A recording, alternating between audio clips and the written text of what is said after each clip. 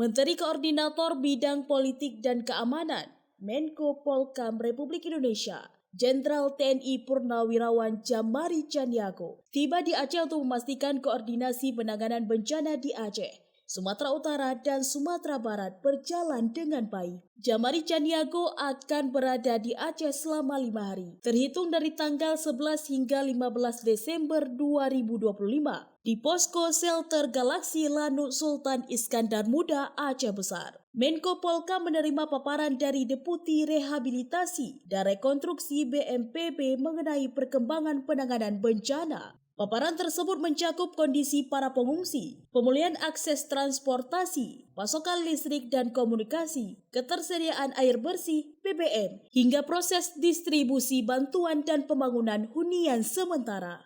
Menanggapi paparan tersebut, Kemenko Polhukam menegaskan siap memberikan dukungan langsung. Bersamaan dengan kunjungan ini, sekitar 10 ton bantuan dari Kemenko Polhukam juga tiba di Aceh, yang nantinya akan disalurkan ke sejumlah titik bencana. Bantuan tersebut terdiri dari bahan pangan, pakaian, serta perlengkapan kebersihan, serta 1 unit mobil penjernih air juga dikirim ke titik bencana yang rawan air bersih. Dalam arahannya, Menko Djamari juga memberikan motivasi kepada seluruh personil BNPB, TNI Polri, dan unsur lain yang terlibat dalam penanganan bencana. Ia menegaskan bahwa bekerja untuk negara adalah tugas mulia dan semangat pengabdian harus terus dijaga.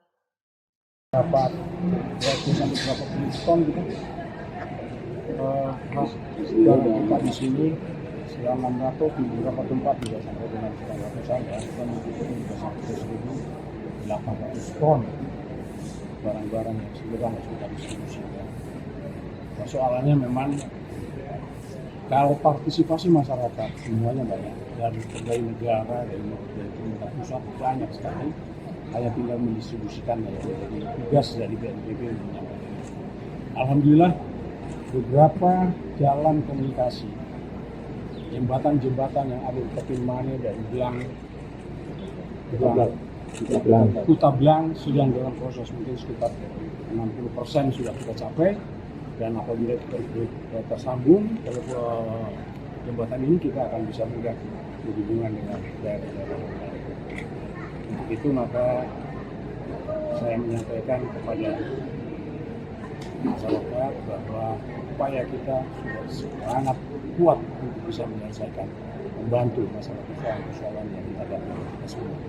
Persoalan ini adalah persoalan bangsa, bukan persoalan masyarakat Aceh di sini, masyarakat di Sumatera Utara saja, masyarakat Sumatera Barat, tapi persoalan bangsa. Maka kita selesaikan dengan cara memahami bahwa persoalan bangsa harus kita selesaikan bersama-sama.